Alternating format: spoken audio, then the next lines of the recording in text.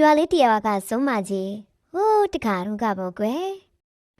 တောင်ချီကနည်းနည်းဝင်ဝင်ရှိတယ်ပြလက်သားရွာဆိုတဲ့နေရာမှာတိစစ်နေရလေးတခုရှိတဲ့အဒီမှာရွာသားလေးတွေကအေးစစ်စစ်နေထိုင်ကြတဲ့ကွယ်ဟဲ့ရွာထဲမှာတော့တယောက်တည်းနေတဲ့အဖွားအိုကြီးတယောက်လည်းရှိတဲ့သူ့နာမည်ကအဖွားလေးပေါ့သူကမနဲ့ခင်းဆိုရင်လက်နဲ့စစ်ဖက်တွေကိုဖြုတ်တယ်ညဆိုရင်လည်းမိဖွားပြီးအိတ်သူဆိုတော့တောင်ကြားမှာလည်းသူ့ရဲ့ခါမိတွေနဲ့လင်းလက်နေတဲ့ကွယ်ရွာသားတွေကတော့သူ့ကိုတန်ယူစုလို့ခေါ်ကြတယ်။ဘာဖြစ်လို့လဲဆိုတော့ဖွားလေးမတခါတော့ကသမီးလေးတယောက်နမ်ကျပ်ဖြစ်ပြီးတော့ထိဆုံးသွားတဲ့ကွယ်။အဖွားကတော့သူ့သမီးတက်ပြန်ရှင်လာဖို့အတွက်နေမီကျော်နေတဲ့စုမကြီးတယောက်စီကနေပြီးတော့စိုးပညာတွေကိုတွားပြီးတော့တင်ယူလာခဲ့တဲ့ကွယ်။အဲ့ဒီနေ့ကစပြီးတော့ရွာထဲမှာတန်ယူတဲ့တွေစပြီးတော့ကြားလာရတဲ့ကွယ်။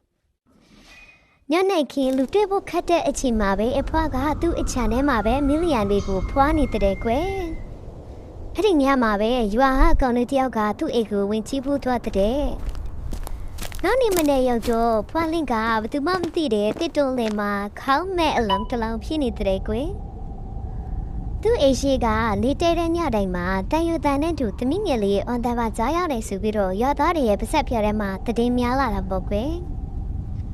ရွာသားတချို့ကလည်းတန်ယူစုံမကြီးကိုတေးသူတွေရဲ့ဝိညာဉ်တွေနဲ့ပြန်လည်စုဆောင်ပြီးတော့သမီးကိုပြန်လည်တက်ရှိအောင်ဖန်တီးနေတဲ့ဆိုပြီးတော့ဆိုကြတဲ့ကွယ်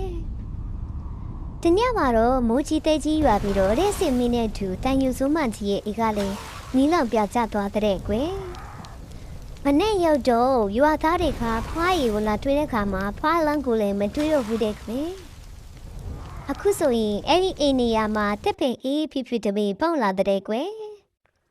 သူ့အိမ်နေရာကတော့ညနေခင်းတိုင်းမှာမိတောက်တန်တဲ့တန်ယူတန်တစ်တစ်လေးတွေကတော့ဆက်ရှိနေတော့ပဲလို့ရွာသားတွေကတော့ပြောနေကြတော့ပဲရှင်